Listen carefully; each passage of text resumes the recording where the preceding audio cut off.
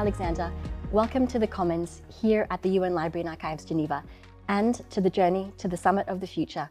I'm here today with Paul Ladd, the director of UNRISD, the United Nations Research Institute for Social Development. Paul, welcome and thanks so much for joining us today. Thank you. So you've been the director of UNRISD since 2015, and I guess it's a pretty special time to still be there because it's celebrating 60 years since its founding. So could you walk us through, the story of UNRISD? Why was it founded? And what was its role then? And as we see and look at today, is its role the same or what is its relevance today? Great, thank you.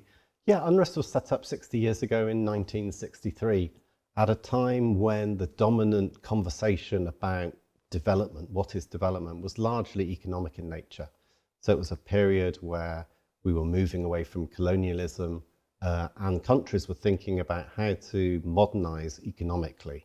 There was lots of rural to urban migration, lots of investment needed in infrastructure, but it was primarily an economic conversation. And UNRISD was set up, or the original idea for UNRISD came from two subsequent Nobel Prize winners, Jan Tinbergen and Gunnar Myrdal. And their argument was that within the UN, we needed an entity that would look at social development and put people right at the heart of that very valid, conversation about economic development. So the early work of UNRISD focused on what is social development? How do you measure social development? And in fact, that work was a very important precursor to what eventually became the Human Development Index in UNDP. So now we have a much more rounded understanding of what constitutes economic and social and environmental development that still keeps people right at the center. And that's the sort of role that UNRISD plays. UNRISD has grown to be, I think, having been director for 8 years, an incredibly special and important part of the UN. And that's partly due to how it was set up. It was set up as an autonomous research institute, quite different from other bits of the UN. It was also set up a decade before the start of the UN university. So it was a trailblazer in providing research within the UN for UN entities, but also for member states. But it's its DNA that's really important. So instead of having member states within its governance structure, as you would with a typical larger program agency or the secretariat agencies, we have a board of academic advisors drawn from all parts of the world, bringing different perspectives. And that gives us really an independence to ask more difficult questions around power, around politics, and around distribution. So we tend to be the agency that, even if good progress is made, is still pushing for more, because we want more and we want things to be better and best for the people, who are the United Nations. Yeah, and you mentioned this unique space that UNRISD sits in that it's autonomous and it can conduct research to help inform UN policies around social development. What would you say in your time has been, the biggest impact that autonomous research can have in the multilateral system? Yeah, because UNRISD isn't a very large organization, we have to choose quite carefully what we work on. So within our huge network of collaborators around the world, we tend to try to find issues which are on the horizon, that haven't been fully explored yet, which sort of stretch the space for governments and UN agencies to ask more questions and then ultimately to take action to change their policies, to set norms, to deliver services to people. And I think some of the more important areas that we've broken ground on within the UN include, for example, measuring women's unpaid care work and time poverty. We do a lot of work on care economies and societies. Our early work looked at critiques of superficial green economies in the 1990s, where we saw that there would probably be a wave of greenwashing in terms of the behavior of corporate entities. And more recently, we've developed much stronger metrics for ESG, environmental, social, and governance indicators for business.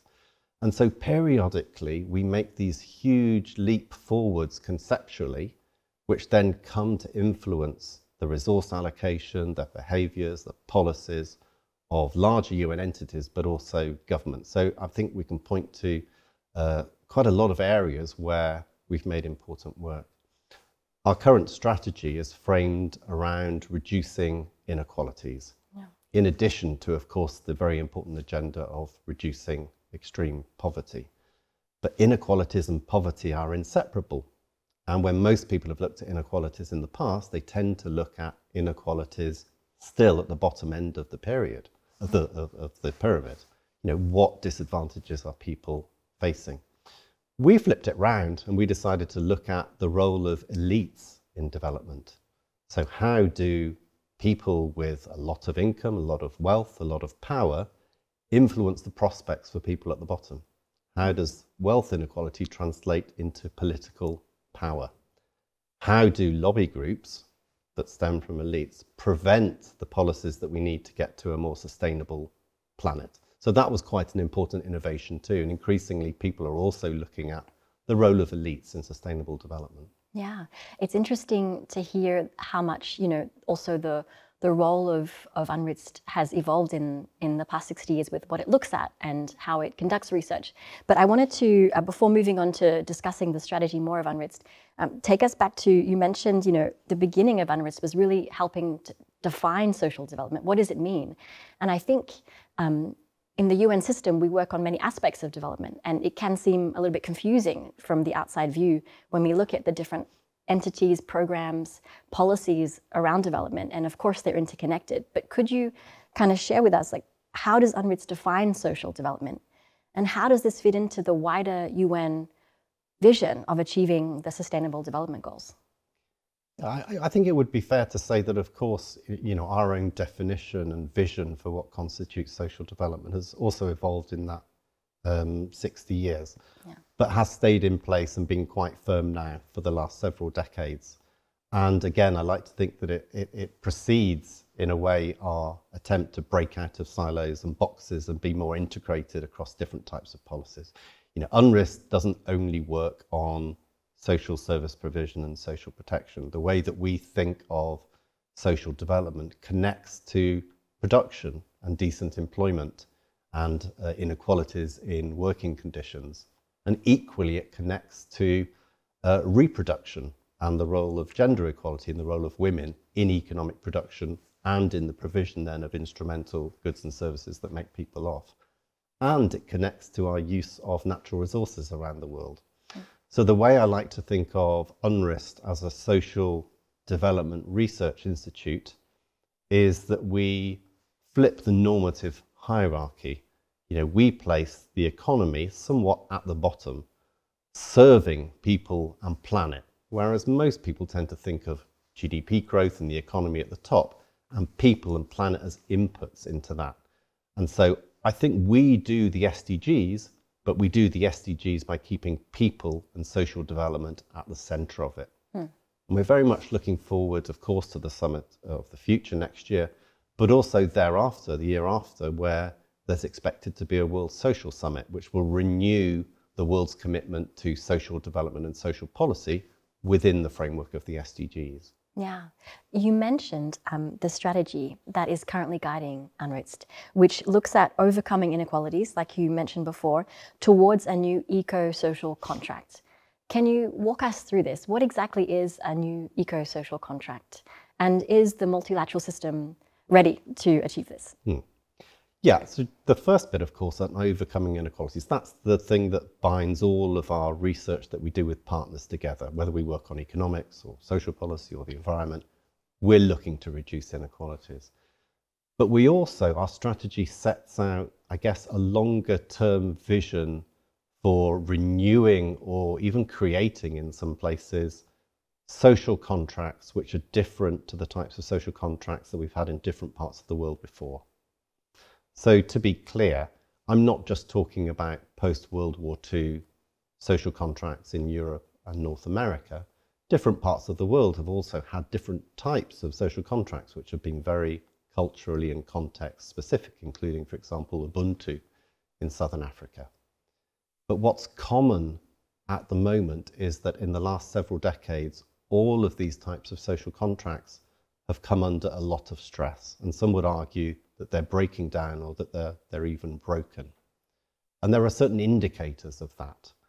So, for example, wages in industrialized countries have essentially stagnated since the 1980s, whereas the profit and return to capital has continued to go up. And we can see that in a very stark ratio of, for example, CEO pay to median worker pay in the US exceeded 400 to 1 after the crisis, going up from something like 20 to 1 at the end of the 1960s. So we're seeing huge inequalities which are stretching and breaking the fabric of these implicit social contracts that sat there before. And this needs fixing because inequalities are very important. You know, it's not just that everyone is getting better off, which is clearly a good thing, but inequalities, they stretch the social fabric because people feel that they're being unfairly treated. They can turn into political power, which skews the democratic debate, and they can also prevent policies which move us towards sustainable development.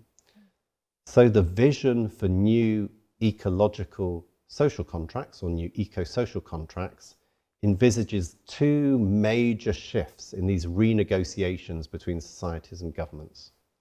The first is that they're ecologically sensitive, that whatever we do as societies and within our economies fits within the natural boundaries of the planet. If we don't do that, then within the medium term, within the longer term for sure, then we won't exist. We won't have a planet to operate on or to improve our well-being on. The second thing is that partly because of globalization and movement, and partly because of changing cultures and norms, the societies that exist today are quite different from the ones that existed 100 years ago. We're a lot more mixed. There's more migration. There are more women in the labour force. There's a higher degree of gender equality. There are more women in politics. And so our societies don't really reflect the types of social contracts that we have, particularly in Europe and North America. So those are the two main shifts.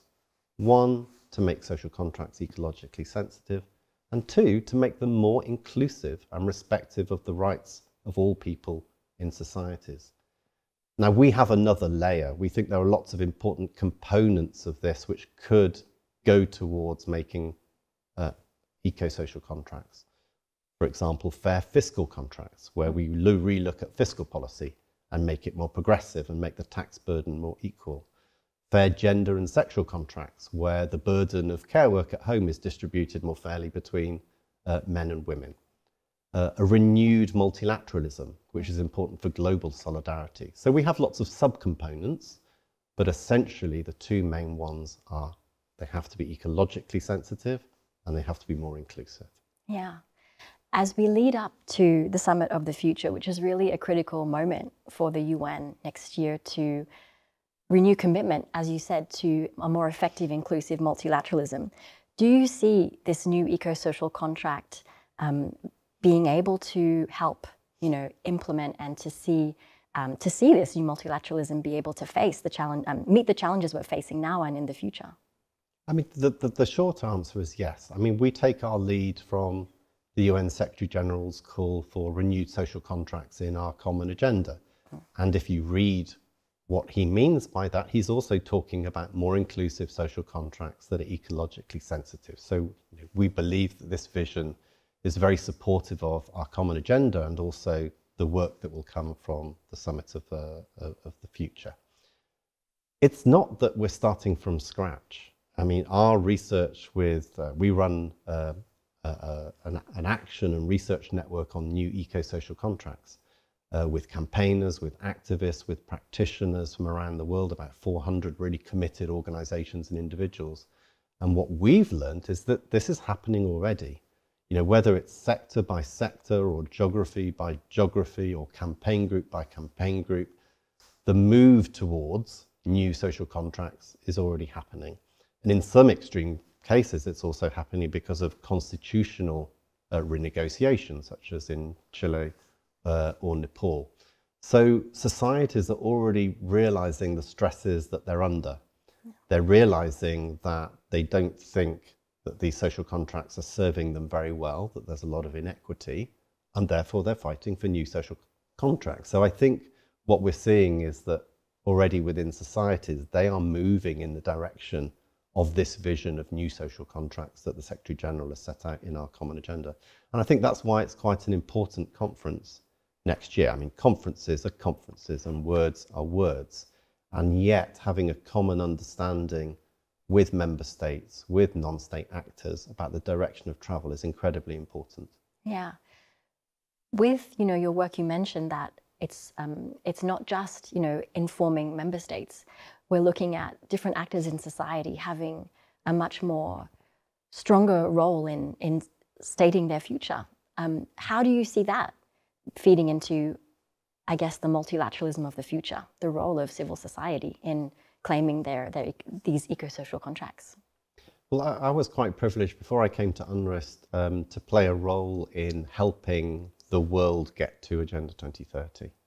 Starting in 2010, when member states gave the Secretary General the mandate to start thinking about what might replace the Millennium Development Goals, we came up with a strategy initially within UNDP, but then taken to the entire UN system, which worked very, very closely together on how we could support inclusive dialogues for what the world wanted. So we set up 100 national consultations led by resident coordinators at the country level. We set up 11 thematic conversations led by member states, supported by UN agencies, involving the private sector and civil society on issues that weren't in the MDGs, on governance, on inequalities, with a much stronger emphasis on the environment as well, on migration. And all of these things eventually made it into the SDGs. And I think what I learned from that were two things. One is that between governments, it takes a lot of time to build trust that you then use as capital to get to agreements. As one of my old colleagues, Olav Kjorven, used to say, the SDGs were the biggest training in sustainable development for diplomats that we've ever seen. And so it's really important to bring governments together to start talking. But I also feel it's really important to bring civil society and the private sector together to keep governments honest to some degree, to encourage a race to the top rather than a race to the bottom. Typically, when you have a negotiation on paper, it's crossing things out rather than putting things in. And I think what the SDGs taught us is that you can craft a process that actually encourages ambition and vision and excitement with the support of civil society, because actually then they tell governments what's important. And then governments can assess whether that's important for them, and they usually agree, and then that filters into that multilateral process. Yeah. With regard to, the process around involving civil society and the private sector and other entities in the SDGs, do you see that there is need for an even bigger space for these, for the private sector, for academia, for civil society in the multilateralism of the future? Yeah, I mean, clearly there are some avenues already through the existence of the major groups who are allowed to participate and present their perspectives and vision directly to member states in the UN in certain processes. I tend to feel they're a bit formal, and I tend to feel that they're a bit boxed in. And there are new things that we can do, particularly with advances in technology, that can reach further into countries and further into communities to actually find out what people are thinking, so that they themselves don't always have to be represented by someone who sits in New York, that actually the UN can go to them and ask them what they care. I mean, one of the things that we did for the SDGs was what still remains the largest global survey ever done of people's priorities, which was called My World, which reached out to 9.6 million people around the world and just asked them very simply what they cared about. And universally around the world, they wanted an honest and responsive government, they wanted decent jobs, they wanted healthcare, they wanted food security, and they wanted education. And that is, a universal story. So, but I do believe that there's more that we can do to break down the barriers that prevent, regular people from having their say in the UN. Technology is going to help us. I think even in COVID, the advances that we made in thinking about hybrid meetings, even when they're held in New York or Geneva, now have opportunities to bring in voices in different time zones from different countries who don't have the resources always to travel to this meeting, who don't want to come to these meetings because they're frankly a bit long and boring. but they can still have their say, and it's incredibly important that they do so. Yeah. You mentioned the My World survey and what people wanted for their lives. And this, I guess, leads on to the question I wanted to ask about GDP and gross domestic product. The things you mentioned go beyond that. And so one of the SG's, the Secretary General's policy briefs that's being fed into the summit refers to moving beyond progress that's just related to gross domestic product. And the policy brief kind of outlines some suggestions for how we can do that, including renewed political commitment to go beyond GDP by creating a framework that, counts accurately what people want in terms of people, planet, and the future. And also being able to then measure that through a robust technical and scientific process, and also help people to be able to measure that and to see that beyond GDP. What are your thoughts on that as we lead into the summit? Yeah, I'm excited about all of the policy briefs and all of the areas in which that we might be able to make progress. But I am particularly excited about, the chance to ultimately break free from GDP to some degree. I mean, GDP is a beautiful indicator, and it's very simple. It's a consolidated indicator that policymakers have come to trust, that tells them very intuitively that if they grow their economies, then they should be able to provide services and the other things that people like that make their lives better. But what's broken down in the last 40 years is that growing economies have been associated with jobless growth, weaker service provision, poor social protection. So that link, actually, it relates to the breakdown of the social contract, has broken. Economies have grown, we've had growth, but the benefits of growth have been very, very unfairly shared. So if we actually start to measure what's important in people's lives, it will influence policy, and it will influence resource allocation to be able to provide those things. But what we'll have to move away from is from this rather beautiful and powerful metric of GDP towards, as the policy brief suggests, an array of indicators that capture the things that are important. People's enjoyment of green spaces, their quality of life as they grow older, their skills and their ability to move between jobs, their ability to live in a safe and secure environment, in a house that they like, close to where they work, the ability to look after their children and the future environment that will allow them to look after their children. So it's more complex for sure.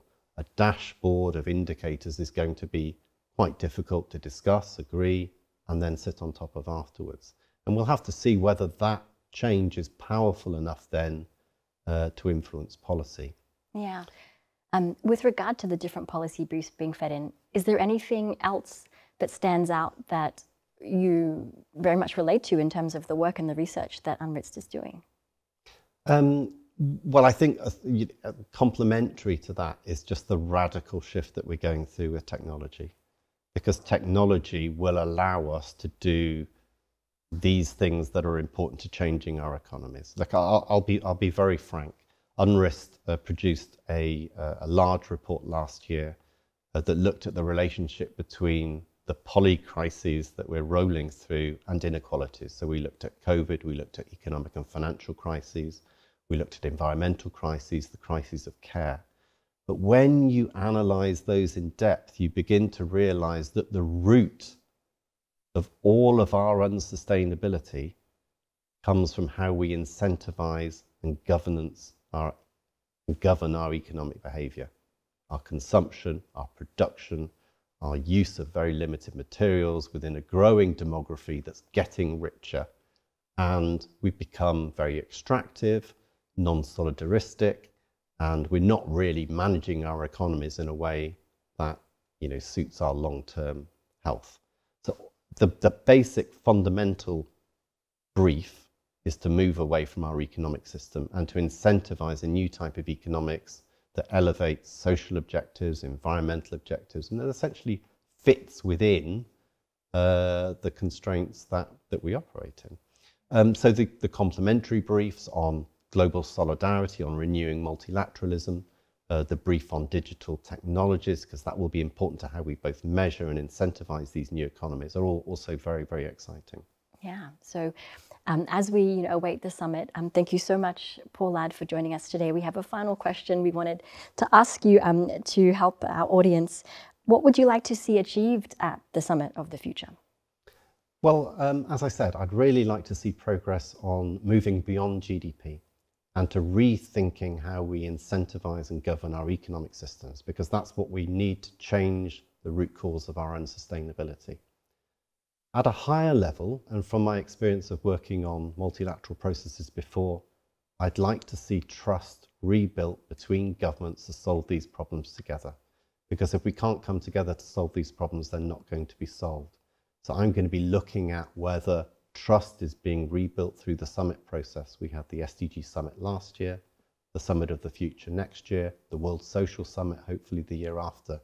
And I'm looking at a trajectory of trust that will support solidarity and support solutions to the many problems that we face.